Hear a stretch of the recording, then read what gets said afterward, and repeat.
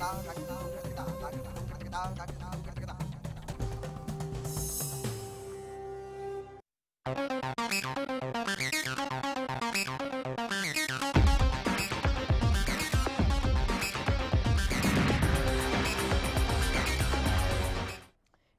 स्वागत है आपका हरियाणा न्यूज में और विशेष के साथ मैं हूं रेणु कैलाश। हंगामेदार आगाज। जी हां, सूबे की सियासत के उबाल को देखते हुए और सियासतदानों के हाव भाव को मद्देनजर रखते हुए हरियाणा न्यूज ने पहले ही ये अनुमान लगाया था कि ये सत्र काफी हंगामेदार होगा और हुआ भी कुछ ऐसा ही।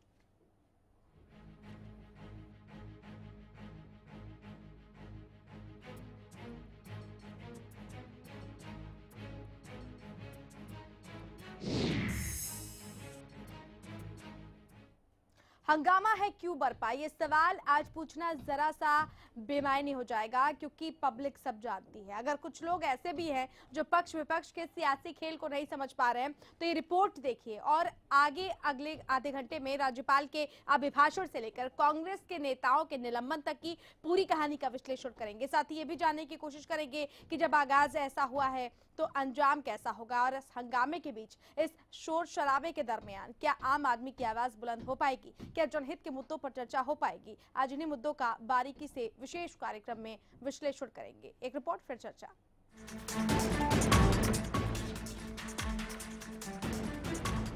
बजट सत्र के शुरुआती दौर से जैसी उम्मीद थी हुआ भी कुछ वैसा ही। राज्यपाल के अभिभाषण का विरोध, कांग्रेस का सदन से वॉकआउट, विधायकों ने फाड़ी अभिभाषण की प्रतियां, सदन के बाहर कांग्रेस का धरना, अगले दिन भी कांग्रेस का धरना जारी,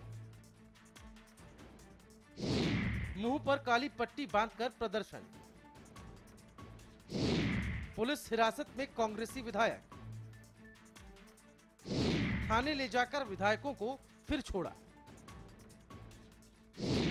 प्रतियां फाड़ने पर स्पीकर का एक्शन, कांग्रेस के 3 विधायक 6 महीने के लिए निलंबित, 1 साल तक विधानसभा की समिति में नहीं लेंगे हिस्सा। इस शॉर्ट फिल्म को देखकर आप जरूर समझ गए होंगे कि बजट सत्र की शुरुआत से लेकर अब तक कैसा रहा है कांग्रेस का सत्र सफर। सदन के अंदर हो या बाहर, हर जगह कांग्रेस के तल्ख तेवर ही चर्चा में है, लेकिन कांग्रेस को इस तल्ख तेवर की बड़ी कीमत भी चुकानी पड़ी है। कांग्रेस के 3 विधायक अगले 6 महीने के लिए निलंबित, विधानसभा स्पीकर कंवरपाल गुर्जर ने निलंबित किया, राज्यपाल के अभिभाषण की प्रतियां फाड़ने पर गिरी गाज। कि कल कांग्रेस का जो भी रवैया रहा है वो पूरी तरह सदन की अवमानना है, और जिस प्रकार से उनके 3 सदस्यों ने महामहिम राज्यपाल का जो अभिभाषण था उसकी प्रतियों को फाड़ा गया, तो वो एक बहुत ही गंभीर अपराध है। और पूर्व विधानसभा स्पीकर कुलदीप शर्मा, जयवीर और जगबीर मलिक, उन तीनों मेंबर ने जो प्रतियां फाड़ी हैं वो एक गंभीर अपराध है। और आज उसके लिए सदन में एक प्रस्ताव आया, उनको 6 महीने के लिए सदन की कार्रवाई से निष्कासित किया गया और 1 साल तक जो एक हाउस ही है, वो भी छोटा हाउस है, वो भी जो हमारी समितियां होती हैं उनसे उनको 1 साल के लिए निष्कासित कर दिया गया कि आगे उनको 1 साल के लिए उन्हें नहीं लेंगे। देखिए, अपनी बात कहने का सबको अधिकार है, लेकिन एक परंपरा है कि जब महामहिम राज्यपाल जी अपना अभिभाषण दें तब उस समय इस प्रकार की कोई व्यवस्था ना करें। उसके बाद सभी को मौका मिलता है, सब अपनी बात कहें, और जिस विषय पे वो सारा कुछ कर रहे हैं उस विषय पे वो 2 बार माननीय महामहिम राज्यपाल जी से मिल चुके हैं, अपनी बात रख चुके हैं। वही कांग्रेस इसे सरकार का तानाशाही रवैया करार दे रही है। ये डेमोक्रेसी की पूरी तरह से हनन है।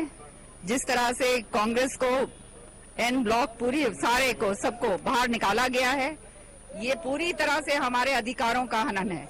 और प्रजातंत्र के अंदर ये पहली बार ऐसा अनप्रेसिडेंटेड स्टेप किसी ने उठाया होगा, वो भाजपा ने, और वो हरियाणा के अंदर उठाया गया है।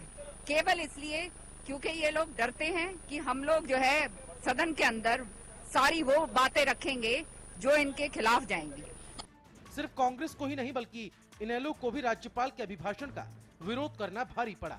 इनेलो के खिलाफ भी विधानसभा में निंदा प्रस्ताव पारित किया गया, जिसका इनेलो लगातार विरोध कर रही है। नहीं, वो कृत्य नहीं किया। इंडियन नेशनल लोकदल ने ये सही है कि हाउस की मानना तो उन्होंने भी की, पर उस प्रकार से नहीं की। उन्होंने अपनी बात रखी, उसके बाद बैठ गए। उसके लिए उनके लिए जितनी जिसकी गलती थी उतनी उसको दंड दिया गया है और उनके खिलाफ निंदा प्रस्ताव लेके आए हैं। क्या क्षमा प्रस्ताव आ सकता है? नहीं, देखिए, अगर लोग ये अनुभव करते हैं, वो अंतरात्मा से फील करते हैं कि वाकई हमसे गलती है, तो कोई बात नहीं, सब बातों का समाधान हो सकता है। ऐसी कोई बात नहीं है जिसका समाधान नहीं हो सकता। और हम भी कोई ये नहीं चाहते कि उनको मौका नहीं मिलना चाहिए, लेकिन अपने व्यवहार में तो संयम रखना ही होगा। जो सदन की परंपराएं हैं उनको बहाल रखना ही चाहिए। और मैं समझता हूँ कुलदीप शर्मा जैसा व्यक्ति जो इस सदन का स्पीकर रहा है, तो वो इस प्रकार का व्यवहार करे, इसकी कोई अपेक्षा मैं भी नहीं करता, मेरे ख्याल से कोई भी नहीं करता। इस साफ है कि जिस अभिभाषण पर शांतिपूर्ण चर्चा होनी चाहिए थी, उस अभिभाषण पर सियासत जोरों पर है। ये हाल तब है जब बजट सत्र का आज केवल दूसरा ही दिन है और लगभग आधा विपक्ष विधानसभा के बाहर जा चुका है, जिसके बाद सवाल उठने लाजमी हो गए। क्या विपक्ष की आवाज को दबा रही है सरकार? क्या कांग्रेस विधायकों का 6 महीने के लिए निलंबन उचित है? क्या सदन के अंदर कांग्रेस बहस करना नहीं चाहती? हंगामे के बीच कैसे होगी जनहित के मुद्दों की बात? यहाँ सवाल कई सारे हैं। बजट सत्र पर भले ही सियासतदान चर्चा करते हो, लेकिन इसका सीधा सरोकार जनता से है। हर मुद्दा हरियाणा की आवाम से जुड़ा है।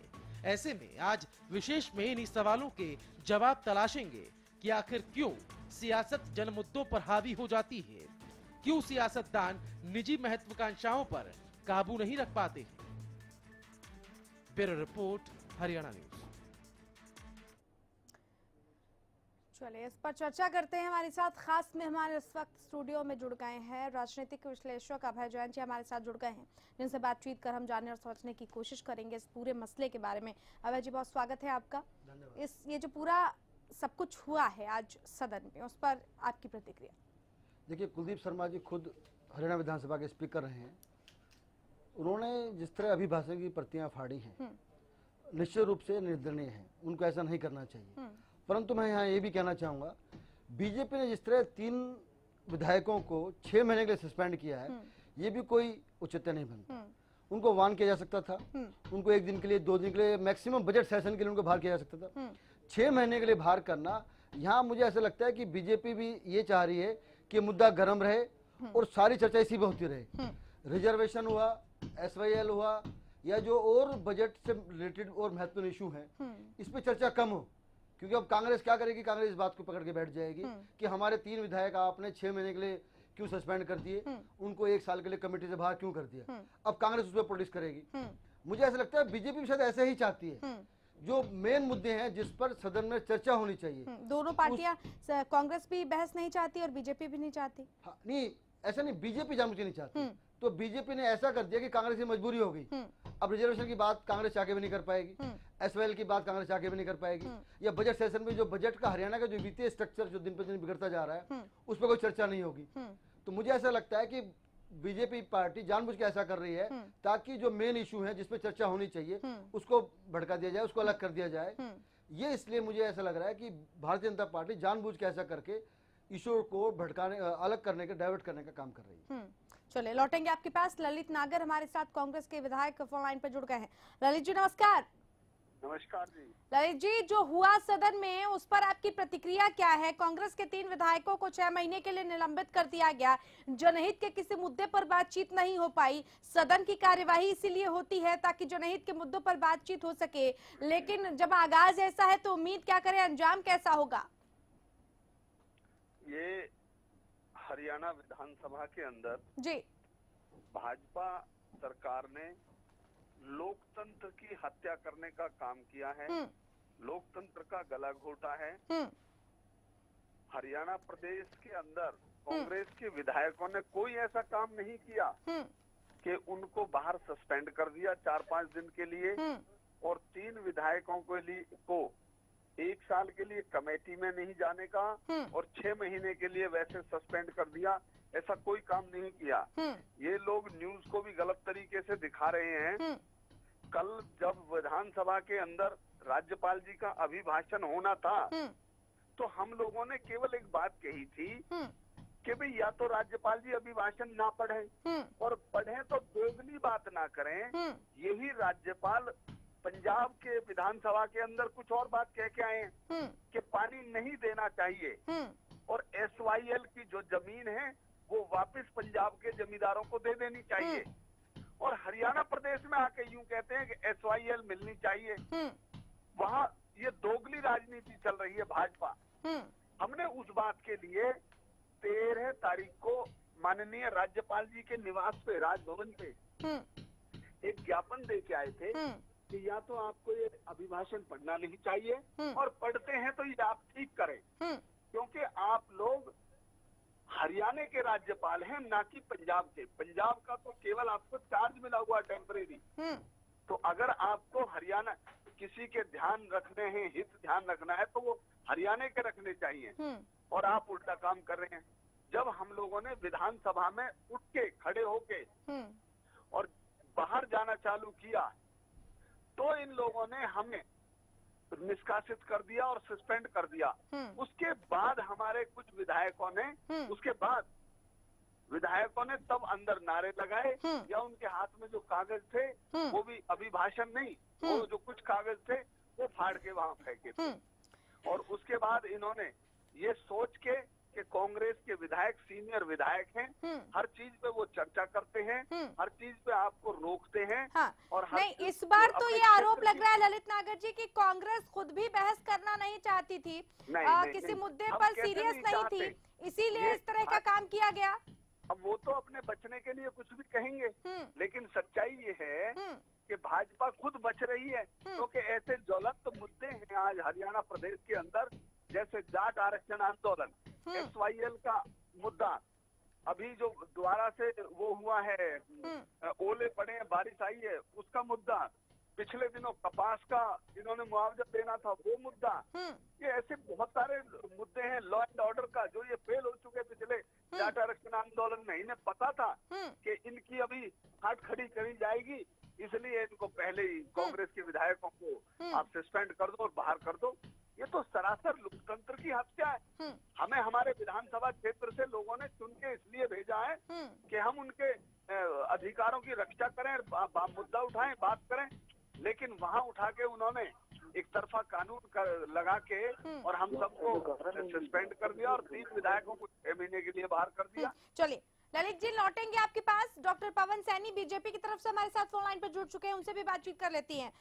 पवन सैनी जी नमस्कार, आवाज पहुंच रही है? मैडम जी नमस्कार। सैनी साहब, जो हुआ आज सदन में उस पर ये आरोप लग रहे हैं बीजेपी पर कि एक तो तर्क संगत बहस बीजेपी भी नहीं करना चाहती थी क्योंकि कई ऐसे मसले सरकार के सामने आकर खड़े हो गए जिस पर उसे जवाब देना मुश्किल लग रहा था, और दूसरी बात ये कि विपक्ष की आवाज को दबाने की कोशिश सत्ता पक्ष कर रहा है, इसलिए आज जो कुछ भी हुआ कांग्रेस के विधायकों को निलंबित किया गया, निंदा प्रस्ताव इनेलो के खिलाफ पारित किया गया, ये सब कुछ इसीलिए किया गया। क्या कहेंगे आप? देखिए, पहली बात तो मैं कांग्रेस के लोगों ने महामहिम राज्यपाल उनकी गरिमा को ठेस पहुंचाने का काम किया। उन्होंने अभिभाषण की प्रतियां फाड़ी और मैं अपने विधानसभा के स्पीकर सौरपाल जी को धन्यवाद देना चाहता हूं जिन्होंने इस महासदन की गरिमा को ठेस पहुंचाई और महामहिम की को अनादर करने का काम किया। उनको 5 दिन के लिए सस्पेंड किया।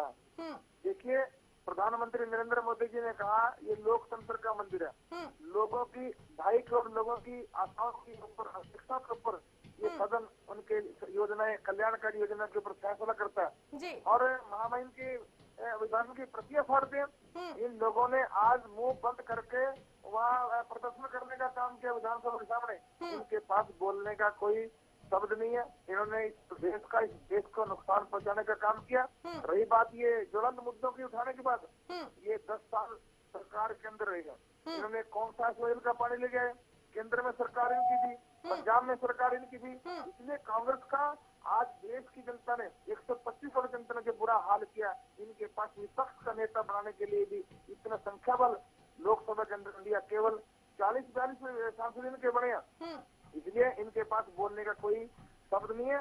इनकी जितनी निंदा करनी चाहिए उतनी थोड़ी है। और रही बात विपक्ष की, ये तो ऐसे हरियाणा के अंदर भी विपक्ष के नहीं बैठे हैं, यहाँ भी लोकदल पार्टी विपक्ष की पार्टी है और वो विपक्ष की पार्टी सदन के अंदर थी। जो बहस के मुद्दे थे उन सब के मुद्दों के ऊपर उन्होंने बहस की है। और जो एसओएल की बात है, मैं तो इन सब लोगों को बड़ा मन करना चाहिए केवल यही कि हरियाणा का पानी पंजाब से आना चाहिए, इस पे ना तो बहस की जरूरत होती है। सब मुख्यमंत्री ने काम किया जो पहले थे हरियाणा के हितों के लिए, इसलिए इस मुद्दे के ऊपर तो बहस करने का सवाल ही नहीं है। सब एक मन से हरियाणा। नहीं, लेकिन नागर साहब सवाल ये उठ रहा है कि जितनी त्वरित गति से निलंबित करने की कार्रवाई की गई है, वार्निंग दी जा सकती थी पहले विधायकों को, चेतावनी उनको दी जा सकती थी, इस सत्र के लिए उन्हें निलंबित किया जा सकता था या उन्हें इस सत्र से बाहर रखा जा सकता था। लेकिन इतनी कड़ी कार्रवाई, 1 साल तक वो समिट में हिस्सा नहीं ले सकते हैं, 6 महीने तक वो विधानसभा के सत्र में हिस्सा नहीं ले सकते हैं, एक चेतावनी देकर भी छोड़ा जा सकता था। देखिए सुनिए मेरी बात मैडम जी, ये हरियाणा के पहली बार इतना लंबा सदन चलाने का प्रयास भारतीय जनता पार्टी ने किया। ये तो 5-5 दिन के 7-7 दिन का जना सदन चलाते थे और इतनी शालीनता से हमारे अध्यक्ष जी कंवरपाल जी सदन को चला रहे थे। लेकिन पिछले जो सेशन चले इन्होंने सारी हदों को पार किया।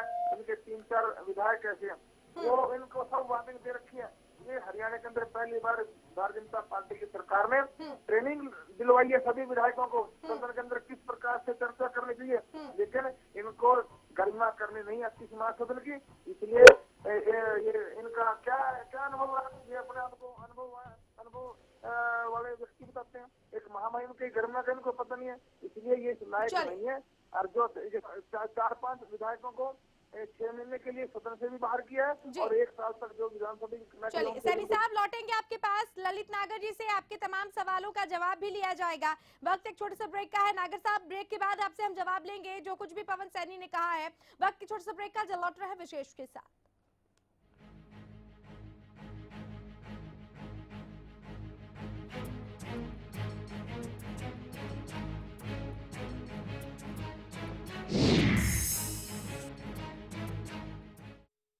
2016 के लिए ICS कोचिंग सेंटर 50 लाख रुपए की छात्रवृत्ति की घोषणा करता है।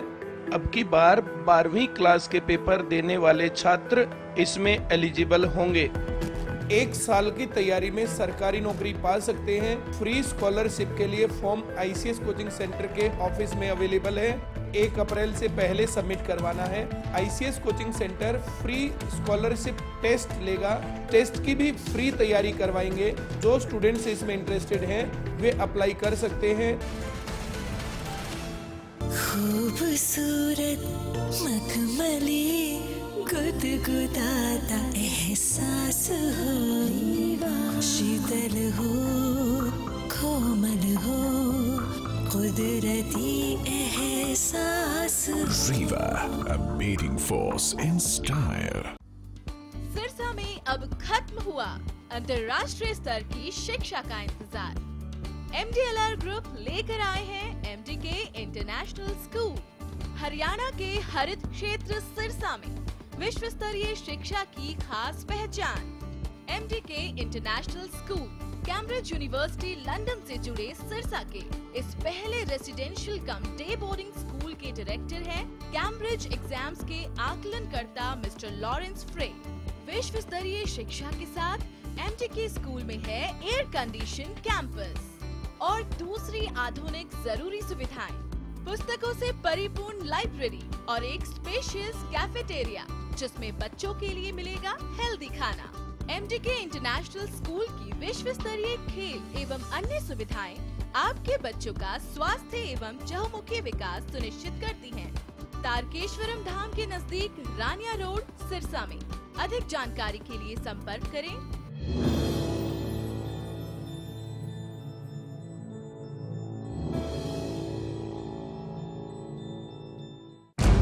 बजट सत्र की कसौटी पर सरकार, सदन में CM की अग्नि परीक्षा, आरक्षण पर आमने सामने की जंग, आंदोलन के सियासी षड्यंत्र पर संग्राम, मूर्तल मुद्दे पर होगी महाभारत, सियासी मुनाफे के इरादे में विपक्ष। हर खबर सबसे पहले हरियाणा न्यूज पर। देखिए विधानसभा सत्र की महा कवरेज विशेष टीम के साथ 14 मार्च से लगातार सत्र संग्राम।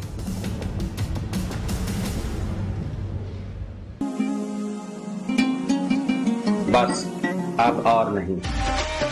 गुरबाज एग्रीकल्चर वर्क्स पेश करते हैं भारत सरकार द्वारा मान्यता प्राप्त प्रचलित रीपरों के मुकाबले ज्यादा चलने वाला,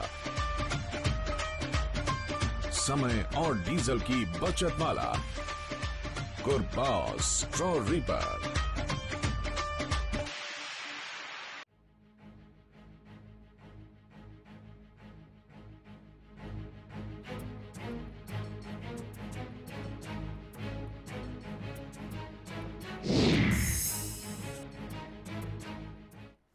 सदन सियासत और संग्राम की हम बात कर रहे हैं। जो कुछ भी देखने को मिला विधानसभा में, क्या ये होना चाहिए था, इस पर हम चर्चा कर रहे हैं। जनहित के मुद्दों पर ठोस बातचीत होनी चाहिए, लेकिन वो कुछ नहीं हो पाया। लगातार हंगामा होता रहा और इसका अनुमान हमने काफी पहले लगा लिया। कुछ खास मेहमान हमारे साथ जुड़े हुए हैं जिनसे हम चर्चा कर रहे हैं। अभय जैन, राजनीतिक विश्लेषक, इसके अलावा फोन लाइन पर कांग्रेस की तरफ से ललित नागर और बीजेपी की तरफ से विधायक पवन सैनी जुड़े हुए। नागर साहब, आप तक आवाज पहुंच रही है?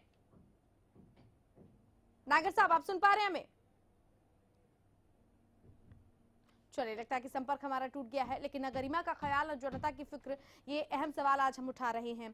अभय जैन जी हमारे साथ जुड़े हुए हैं। अभय जी, जिस तरीके का आरोप लगा रही है कांग्रेस, क्या ये समझा जाए कि विपक्ष की आवाज को वाकई दबाने की कोशिश की जा रही है?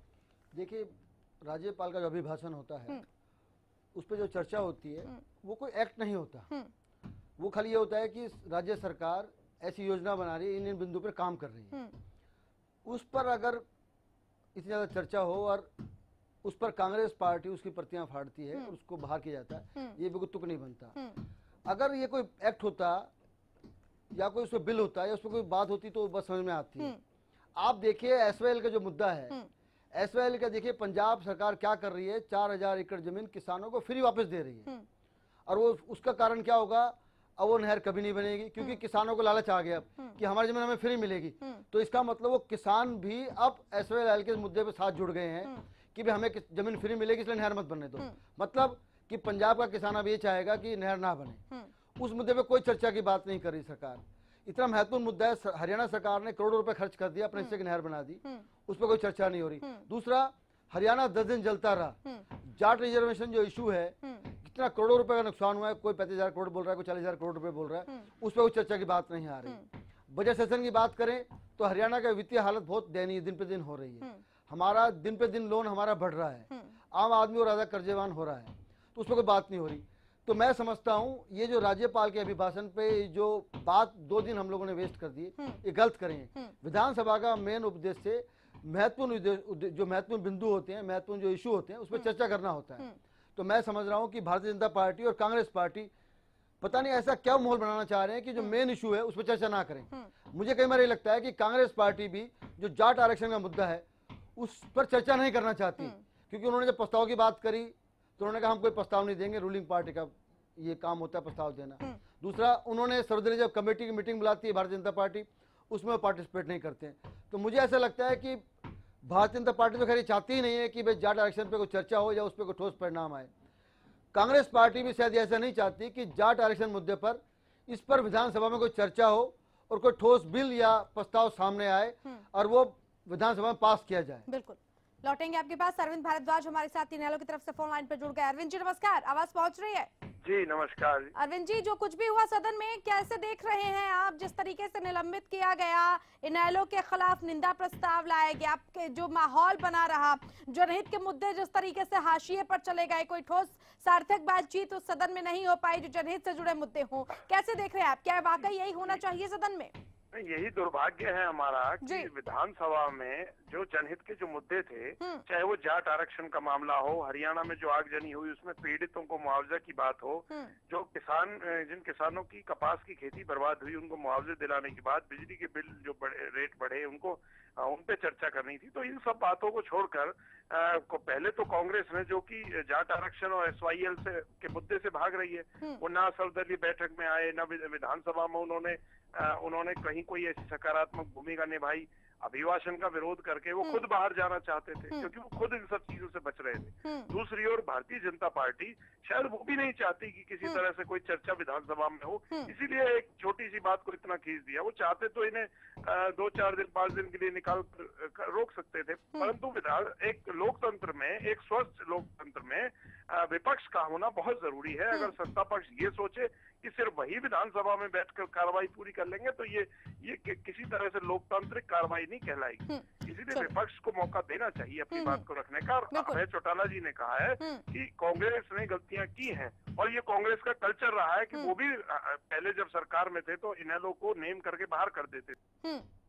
चलिए अरविंद भारद्वाज जी, बहुत बहुत शुक्रिया आपका इस खास चर्चा में शामिल होने के लिए, अपनी बातचीत को यहाँ पर साझा करने के लिए। अभय जी, यहाँ पर आपका भी बहुत बहुत शुक्रिया। बहुत महत्वपूर्ण बातें आपकी तरफ से भी कही गई हैं, लेकिन सवाल लगातार यही बना हुआ है कि जनहित के उन मुद्दों का क्या होगा जो हाशिए पर चले गए हैं। कब तक ऐसी ही सियासत सदन में होती रहेगी और कब तक आम आदमी अपने आप को ठगा हुआ महसूस करता रहेगा। इसी के साथ विशेष में फिलहाल इतना ही। नमस्कार।